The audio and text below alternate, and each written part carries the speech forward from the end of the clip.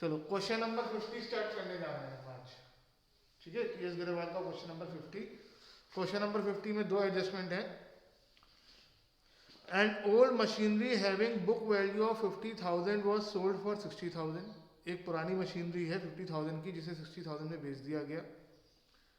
Depreciation provided on machinery during the year was 30,000। दोनों ही adjustment machinery पर है। और अगर आप बैलेंस शीट देखेंगे तो बैलेंस शीट में फिक्स्ड एसेट्स में आपको दे रखा है प्लांट एंड मशीनरी। तो इसमें प्लांट एंड मशीनरी का लेजर बनेगा।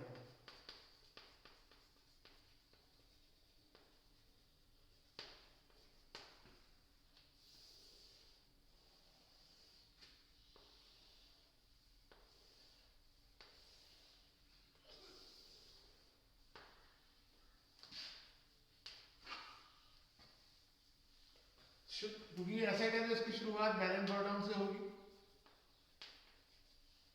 और एंड जो है ये बाय बैलेंस करेक्ट डाउन से होगा। एसेट्स में हमेशा बाय में 4 लाइनें छोड़ दिया करो क्योंकि ज्यादा चीजें हो सकती हैं। बाय में 4 लाइनें छोड़ दिया करो।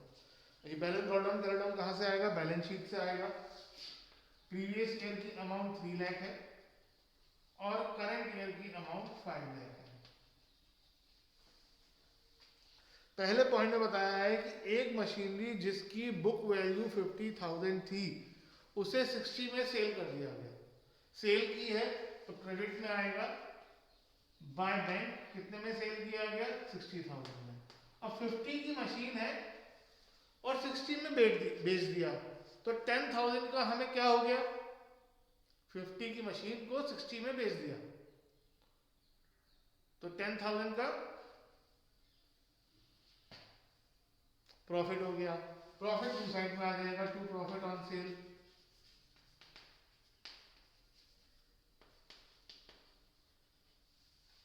अगली एडजस्टमेंट में बता रखा है कि डेप्रिसिएशन जो है मशीनरी पर बाय डेप्ट 30,000। अब इस क्वेश्चन में सेल दे रखी है, डेप्रिसिएशन दे रखा है। अगर कुछ मिसिंग हो सकता है तो वो परचेज हो सकता है।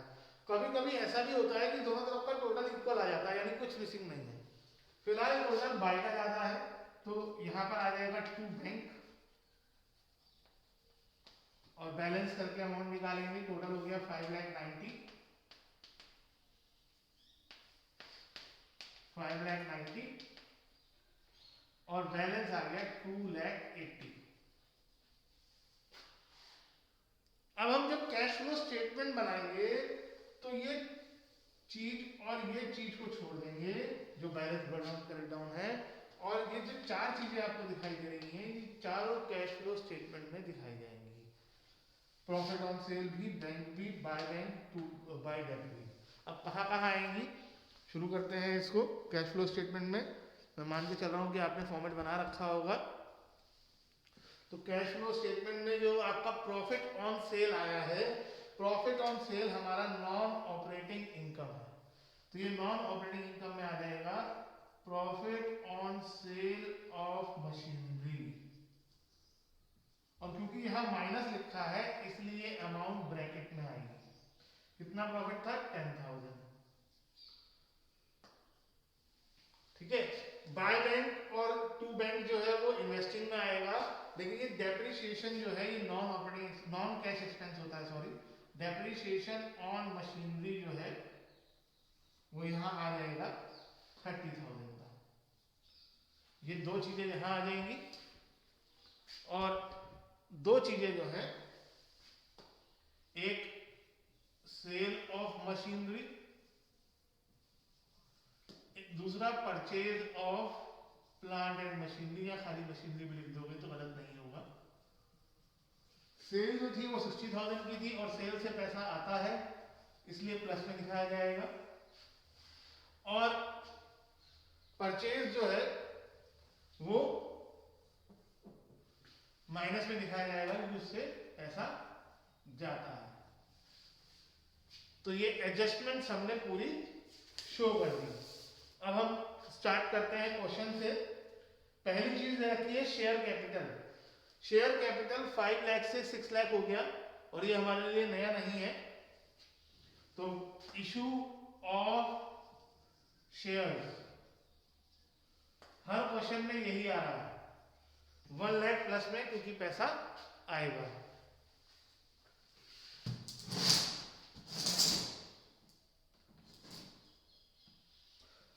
उसके बाद note number 1, reserve and surplus note number 1, उसमें लिखा है balance in statement of P&L जो 2 लाख से 4 लाख हो गया, तो यहाँ पर आ जाएगा net profit as per statement of P&L plus में आएगा 2 लाख। फिर करंट लायबिलिटीज में ट्रेड पेएबल जो कि 1,80,000 से 2,80,000 हो गया, तो increase in current asset trade payable 1,80,000 से 2,80,000 हो गया, यानी 1 लाख प्लस का, क्योंकि प्लस में लिखा है। फिर नॉन करंट एसेट्स में प्लांट एंड मशीनरी दे रखा है, जिसका हमने लेजर बनाया था, जिसका और लेजर से हमने उसकी सारी इंफॉर्मेशन दिखा दी। अब इसको हम दोबारा नहीं दिखाएंगे। 2 में फिर इन्वेंट्रीज है जो कि कम हो रहा है, इन्वेंट्रीज हमारा करंट एसेट्स है, कम हो रहा है, इसलिए यहाँ ऐड में आ जाएगा। ट्रेड रिसीवेबल बढ़ रहे हैं, इसलिए यहाँ लेस में आ जाएगा।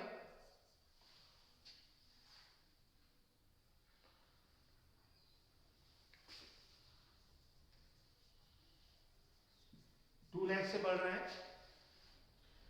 कैश एंड कैश इक्विवेलेंट आपको दे रखा है, ओपनिंग 30 दे रखा है,